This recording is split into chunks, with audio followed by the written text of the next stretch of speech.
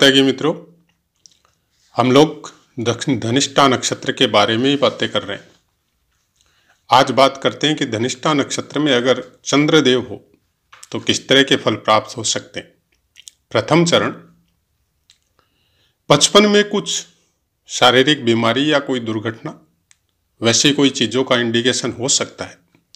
दूसरा चरण, इंसान धनी होता है, समझदार होता है और युवावस्था में कुछ छोटे मोटे रोगों की संभावना हो सकती है। तीसरे चरण, यहाँ पे साहस, उदार प्रवृत्ति, अच्छा वक्ता, कुछ इस तरह का फल प्राप्त होने की संभावना रहती। और चतुर्थ चरण, यहाँ पे शादी जल्दी होने की प्रवृत्ति हो सकती है या ऐसा कोई योग हो सकता है, या एक या दो पत्नी का भी योग हो सकता है। वो पूर्णतः आपको तब पता चलेगा जब आप पूरी कुंडली का विश्लेषण करेंगे। इस तरह से कुछ इंडिकेशन हम लोगों को जरूर मिल सकता है, लेकिन अगर भाव में अलग हो, लगन अलग हो और सप्तमेश भी बली हो, तब ऐसे संभावना थोड़ी कम देखने को मिलती है। धनिष्ठा नक्षत्र आपका मकर और कुंभ दोनों राशि में आएगा। ये आप संक्रामक जो होता है वो बोल सकते हैं, संधि बोल सकते हैं, क्योंकि मकर राशि में ये 23.20 डिग्री से लेके 30 डिग्री तक रहेगा। मतलब पहला और दूसरा चरण मकर राशि में रहेगा, तीसरा और चतुर्थ चरण जो है वो आपका कुंभ राशि में आएगा। मतलब 0 से लेके 6.20 डिग्री तक ये कुंभ राशि में आएगा। तो उसी अनुसार हम लोगों को फलों को भी समझना पड़ेगा कि अगर धनिष्ठा नक्षत्र में आपका चंद्रदेव है तो जाहिर सी बात है कि आपका चंद्र नक्षत्र हो गया। और सबसे ज़्यादा हम लोगों को जब भी कोई चीज़ देखते हैं, कुंडली देखते हैं, कोई शादी विवाह की बात देखते हैं या कोई राशि देखते हैं या फिर नाम का अक्षर देखते हैं, तो सबसे ज़्यादा दशा महादशा होती है। तो सबसे ज़्यादा महत्व उसी नक्षत्र को दिया जाता है जिस पे चंद्रमा विराजमान हो। और धनिष्ठा नक्षत्र अपने आप में कुछ अलग स्वभाव का, अलग प्रवृत्ति का नक्षत्र होता है। गण में भी ये राक्षस गण में आता है, योनि सिंह से कनेक्टेड है। और चरणाक्षर जो हमने आपको दिया ही है, इसमें गा, गी, गु, गे, इस तरह के चरणाक्षर होते हैं इनके। तो आपका नाम किस नाम से है वो एक अलग बात है। मकर राशि का स्वामित्व जो है वो शनिदेव के पास है। तो मकर और कुंभ दोनों का स्वामित्व शनिदेव के पास है। और यहाँ पे जब चंद्रमा होता है, कुछ चीजों के लिए बहुत अच्छा होता है। अब विशेष बात यह है कि आपका भाव क्या है, आपका लगन क्या है, आपकी चंद्र राशि कौन से स्थान में जाके चंद्र राशि बनती है धनिष्ठा नक्षत्र में। ये बहुत कुछ डिपेंड पड़ता है कि ओवरऑल हम लोग किस तरह से इसको समझे। हालांकि मकर और कुंभ राशि में जहां तक हमने अभ्यास में देखा है, अगर शनिदेव का प्लेसमेंट बहुत अच्छा है या शनिदेव के अंदर पावर बहुत अच्छा है, अच्छे स्थानों पे विराजमान है, तो फिर मन कंट्रोल में रहता है इंसान को। मतलब जो आम आदमी का जैसे जो मन में आया वो कर दिया या तरह तरह के विचार मन में उठते रहते हैं, तो ऐसे इंसानों के नहीं उठेंगे। वो इसको आप ये भी बोल सकते हैं कि ऐसे इंसानों का दिमाग वन वे चलता है। वो जिस काम में लग जाते हैं उसी में लगे रहते हैं, अगल बगल में क्या हो रहा है उसका ध्यान नहीं करते। तो स्थिर बुद्धि जिनको बोल सकते हैं ना हम लोग, उसी तरह का होता है। हाँ, ये अलग बात है क्योंकि संधि काल है मकर और कुंभ का। कौन से चरण में है इसका बहुत फर्क पड़ता है। कुंभ राशि में आ रहे हैं न कि मकर राशि में जा रहे हैं, और किस तरह से आप अपने आप को मैनेज करते हैं। लेकिन संघर्ष रहेगा जीवन में। ऐसे इंसान प्राय कर बचपन से लेकर युवावस्था तक बहुत संघर्ष करते हैं जीवन में, लेकिन उसके बाद में जो लाइन है वो निरंतर प्रोग्रेस की तरफ जाती है और हमेशा मतलब अपने कामों में सफल होते हैं और सीखने की प्रवृत्ति बहुत ज़्यादा होती है। और जिस काम में भी लगे रहते हैं उस काम का लास्ट एंड, मतलब ऐसा नहीं है कि बीच में छोड़ेंगे, उस काम में मतलब एंडिंग तक जिसको जितना ज्ञान चाहिए वो पूरा लेके उसमें पूरी तरह पारंगत होके और हो सकता है उसी को फिर अपना बिजनेस भी बना ले, ऐसा कुछ होता है।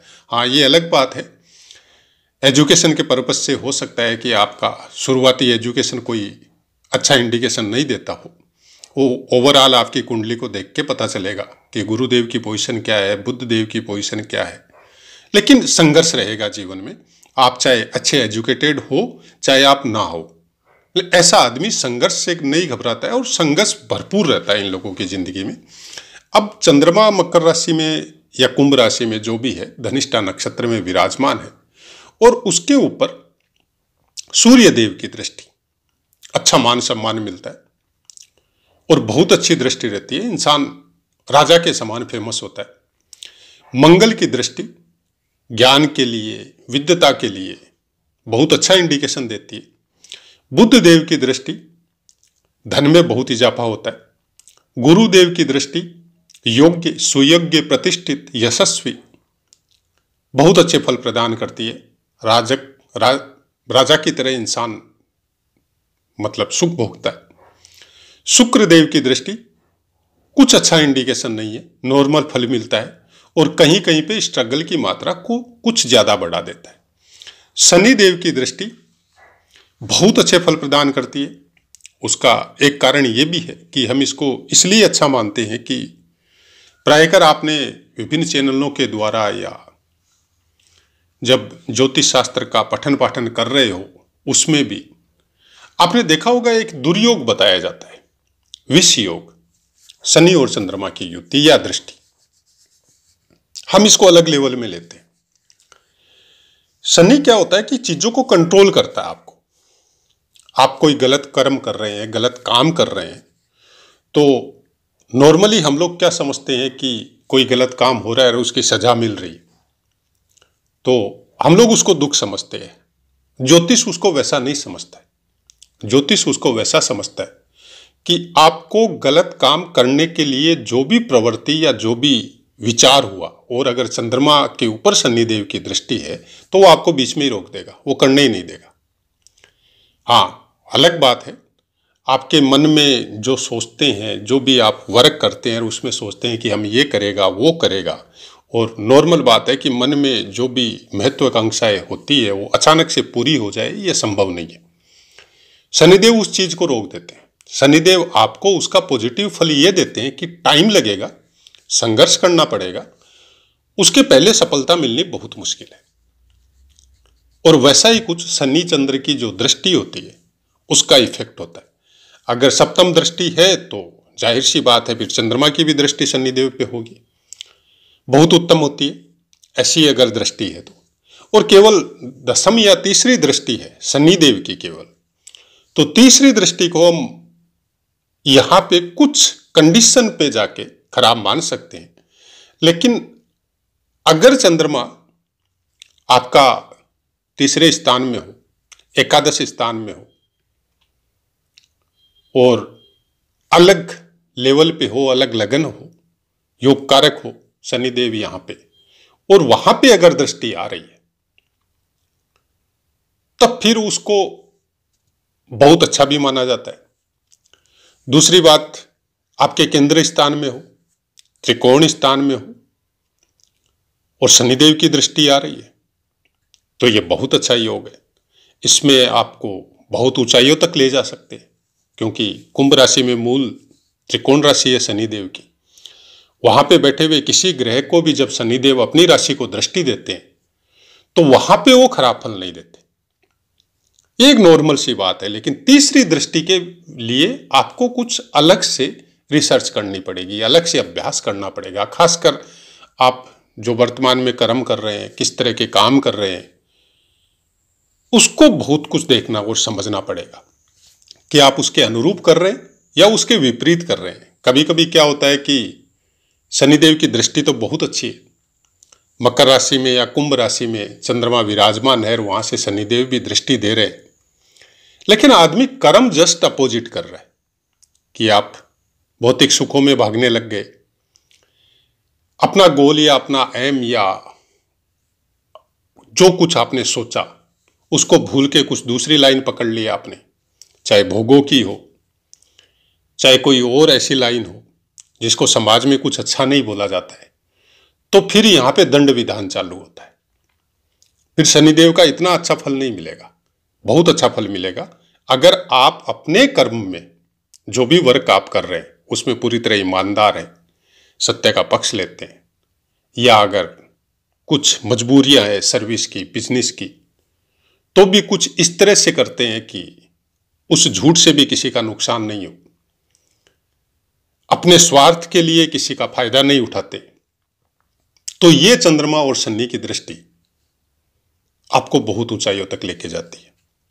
बहुत अच्छे पद प्राप्त कर सकता है इंसान, चाहे सरकारी नौकरी हो, चाहे प्राइवेट नौकरी हो, या फिर कोई धार्मिक कोई चीज में लगा हुआ है, कि बहुत से ऐसे इंसान भी है जो धर्म से संबंधित कार्य करते हैं, तो वहां पे आपका ज्ञान और आपकी फेमसिटी बहुत अगले स्तर तक बढ़ा सकता है और आपकी कही हुई वाणी को इस तरह से सिद्ध कर सकता है कि उससे आपका भी उत्थान होगा और सामने वाले का भी भला होगा। ये सब चीजें अभ्यास की है, कोई जरूरी नहीं है कि आपको ऐसा मिले, लेकिन आप जब विभिन्न कुंडलियों का अभ्यास करते हैं तब आपको ऐसा भी देखने को मिल सकता है। अलग अलग लग्न पे, अलग अलग राशियों पे कौन कौन से ग्रह विराजमान है, क्योंकि अकेले शनि पे चंद्रमा या चंद्रमा पे शनि या चंद्रमा मकर या कुंभ राशि में या धनिष्ठा नक्षत्र में अलग से हम लोग सोचे कि जो पुस्तक में लिखा हुआ है वो वैसा एज इट इज वैसा का वैसा हम लोगों को मिल जाए, तो ये पॉसिबल नहीं है, कोई हालत में पॉसिबल नहीं है। पुस्तक में जो भी लिखा हुआ है उसको आप, कई बार हमने चैनल में बोला है ये बात, कि उन सब चीजों को आप की समझिए। अब उस की को लगा के आपको आगे वाली प्रिडिक्शन समझने के लिए आपके खुद के अंदर वो ज्ञान होना पड़ेगा, जो केवल गुरु प्रदत्त हो सकता है, आपके अपने अध्यात्म की शक्ति की वजह से हो सकता है, या आपका कैसा अभ्यास है उसके ऊपर हो सकता है।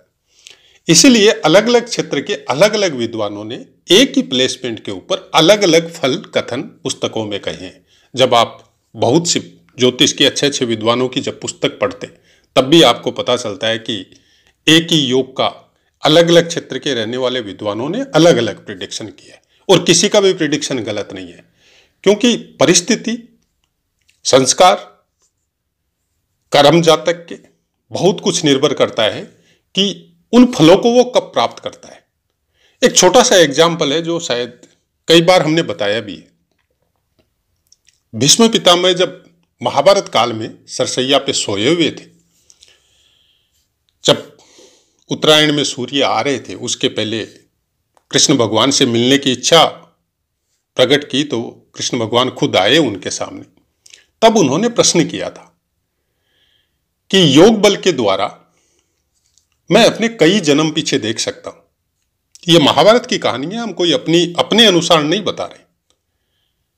इसी को लेके ज्योतिष को समझना पड़ता है कि पुराणों में क्या लिखा हुआ है, वेदों में क्या लिखा हुआ है। मैंने ऐसे कोई कर्म नहीं किए जिसकी वजह से मेरे को इन तीरों के ऊपर इतने दिन तक सोना पड़े, इतना दुख तकलीफ हमको सहना पड़े। फिर ये फल हमको कौन से जन्म के कुकर्मों की वजह से मिला। तब वासुदेव कृष्ण ने कहा कि पितामह, आप जितने जन्मों तक पीछे जा सकते हैं मैं आपको योग दृष्टि देता हूं, उसके और पीछे जाइए और देखिए कि आपने क्या किया था। तो करीब जब योग दृष्टि मिली तो करीब 100 जन्मों के पीछे जब वो गए तो उन्होंने देखा कि वो एक जंगल में जा रहे थे और रास्ते में कोई सांप पड़ा हुआ था।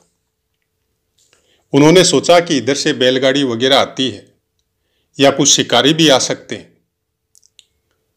इसको जंगली लोग भी मार के खा सकते हैं, या कोई जानवर आ गया तो वो भी मार के खा सकता है। तो उन्होंने उस सर्प को उठाया और दूर उसको फेंक दिया। अनजाने में किया था, उसको बचाने के पर्पस के लिए किया था, लेकिन जहां पे उनको फेंका गया उस सर्प को, वो कुछ कंटीली झाड़ियां थी।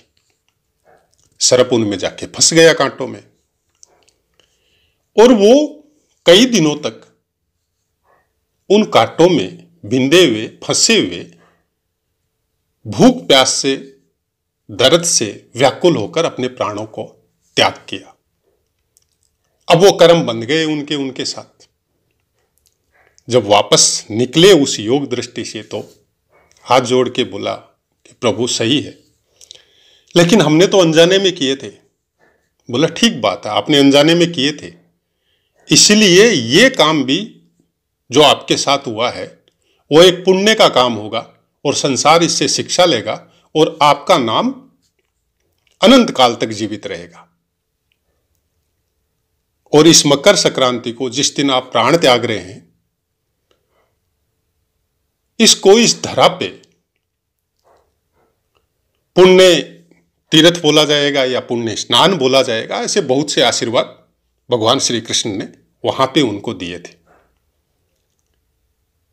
अब वही चीजें जब हम लोग ज्योतिष में लगाते हैं, शनिदेव या चंद्रदेव पे, कि हम लोगों को कोई तकलीफ आ रही है, अच्छे कर्म करने के बावजूद तकलीफ आ रही है, तब हम लोगों को अगर ये समझ में आ जाए कि किसी जन्म में तो कुछ किया होगा, अगर इस जन्म में नहीं किया तो किसी जन्म में तो किया होगा, तो उसकी वजह से ये फल मिल रहे। अगर वैसी प्रेरणा मिलने लग जाए तब शायद इस धरती पे जो पापाचार बढ़ रहे हैं, कुकर्म बढ़ रहे हैं, उसमें बहुत कमी आ सकती है। और हमारा दिमाग का लेवल समझ लो आप, चाहे ज्योतिष को समझने का तरीका समझ लो आप, किस तरह से हम ग्रह को या नक्षत्रों को समझते हैं, हम कुछ इसी तरह से समझते हैं। किसी भी ग्रह को या किसी भी नक्षत्र को जब देखते हैं तो उनकी कहानियों के द्वारा जब उसके कारकत्व को, व्यक्तित्व को जब समझते हैं तो ये प्रेरणा मिलती है कि आपको अगर इसके फलों को अच्छा रखना है तो आपको ऐसे कर्म नहीं करने। किसी भी ग्रह को जो पीड़ा पहुंचा रहे हैं वो अपने ही कुछ कर्म है जिनकी वजह से वो पीड़ा पहुंचा रहे हैं, जबकि ग्रह या नक्षत्र किसी को पीड़ा देने के लिए ब्रह्मांड में भ्रमण नहीं कर रहे हैं। वो अपनी एक निश्चित गति से अपने अक्ष पे घूम रहे और पृथ्वी भी घूम रही है। अब उसके चक्कर में अगर आप फंस गए उस ब्रह्मांड वाले सॉफ्टवेयर में, आपने कुछ ऐसा कर दिया कि वो सॉफ्टवेयर ऑटोमेटिक आपके कर्मों के हिसाब से आपको फल प्रदान करवा रहा है उन ग्रहों के द्वारा, तो वो कोई अपनी मर्जी से कुछ नहीं कर रहे, वो हम लोगों की मर्जी से कर रहे हैं, क्योंकि उनको इनवाइट हम लोगों ने किया है। आप हो, हम हो, चाहे कोई और हो, सबको भोगने पड़ते हैं। आप क्या सोचते हैं ज्योतिष नहीं भोगते हैं? ज्योतिषी सबसे ज्यादा भोगते हैं। वो भोगते हैं सबसे ज्यादा जो आपको भ्रमित करते हैं, जो आपको ये बोलते हैं कि ये काम कर लो तो आपका ये जो खराब फल है वो मिट जाएगा। उनको भी भोगना सबसे ज्यादा पड़ता है। मिटता कुछ नहीं है, जो आपने किया है, हम भी जैसे अब आपको बोल रहे हैं, ये भी हमारा कर्म हो रहा है। आप ये मत सोचिए कि इसमें हमारा कर्म नहीं हो रहा। अगर हम इसमें आपको भ्रमित करेंगे तो हमारे ऊपर भी वो सब चीजें लागू हो जाएगी जो बाकियों पे होती है। इसलिए हम किसी को न तो बुरा बोलते हैं न अच्छा बोलते हैं। हम केवल अपने चैनल में ये बोलते हैं कि ज्योतिष को ज्योतिष के अनुसार समझिए, किसी ग्रह नक्षत्र को ग्रह नक्षत्र के अनुसार समझिए। इनके बारे में समझ के आप भ्रमित न होके अपने कर्मों को सुधारिए, अपनी दिनचर्या को सुधारिए। ये हमेशा प्राणी मात्र के लिए अच्छे ही फल प्रदान करवाते हैं। तो आशा है मित्रों पाठ समझ में आया होगा। अपनी वाणी को विराम देते, आपसे आज्ञा लेते। जय माता की।